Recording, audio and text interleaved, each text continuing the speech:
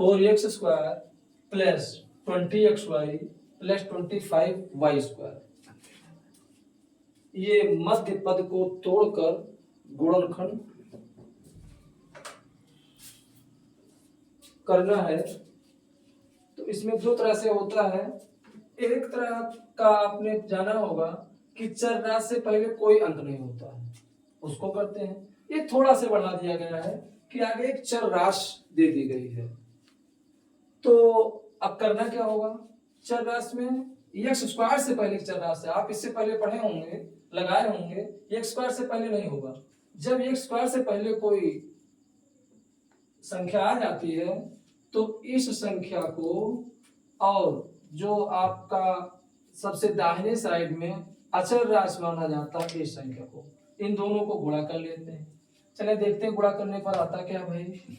आगे है 4, आखिरी में है 25। कितना होगा, 25 चौको 100 हुआ।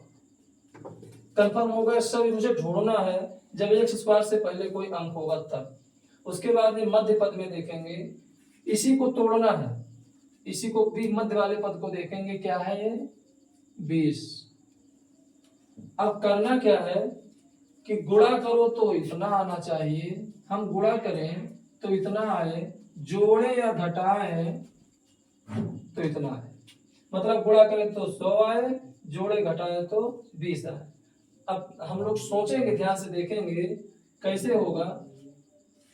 10 गुणे 10 कर दें, ये सिंपल राशि आराम से लोग पहचान सकते हैं। और जब ज्यादा बड़ा संख्या हो जाता है उसके लिए दूसरा तरीका गुणनखंड किया जाता है, लेकिन सिंपल सा आप लोग पहचान सकते हैं पहले से ही। अब ये 10 गुणे 10 करते हैं 100 आ जाएगा, और 10 धन 10 जोड़ देते हैं 20 आ जाएगा। ये मध्य पद टूट गया, दो संख्या मिल गई, जोड़ दिया तो 20 आया, गुणा कर दिया तो 100 आया। इसी को यहाँ अप्लाई करना है। करना क्या है, फिर ऐसे हम लिखेंगे 4x²। इसी ध्यान देना क्या क्या तोड़ा हमने, एक 10 एक 10, ये हो जाएगा 10xy, धन है जोड़े इसलिए धन लगेगा 10xy, और ये पूरा संख्या उतार लेंगे। ध्यान रहे गुणा किया 100 नहीं उतरेगा, ये पूरा संख्या उतरेगा, 25 ही उतरेगा, 25y²।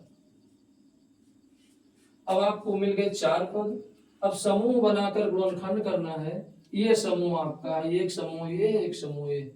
इसमें देखेंगे कॉमन क्या क्या है, ध्यान से देंगे। उभयनिष्ठ, कॉमन को उभयनिष्ठ कहते हैं। उभयनिष्ठ क्या क्या है, अंकों में 4 है, इधर 10 है।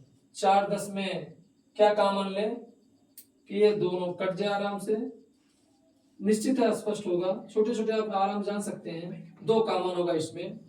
अब अक्षरों में आएंगे, x² है या xy है, तो यहाँ x क्या केवल कॉमन होगा क्योंकि दोनों जगह मिल रहा है। तो इसमें अंकों में 2 होगा और अक्षर में x होगा, कॉमन ले लेंगे। 2 से भाग देंगे, 2 दूनी 4, 2 बचेगा। x से भाग देंगे, x बचेगा, प्लस 2 से भाग देंगे 10 को, 5 होगा, और x को हटाएंगे, x से भाग देंगे तो यहाँ y बचेगा। आगे चलते हैं, इसमें क्या कॉमन लें, इन जो ये समूह में क्या कॉमन लें। इसमें भी देखेंगे अंकों में यहाँ 10 है, यहाँ 25 है। ध्यान से देखेंगे किससे दोनों कट सकता है, तो स्पष्ट है कि 5 से कट जाएगा 10 और 25।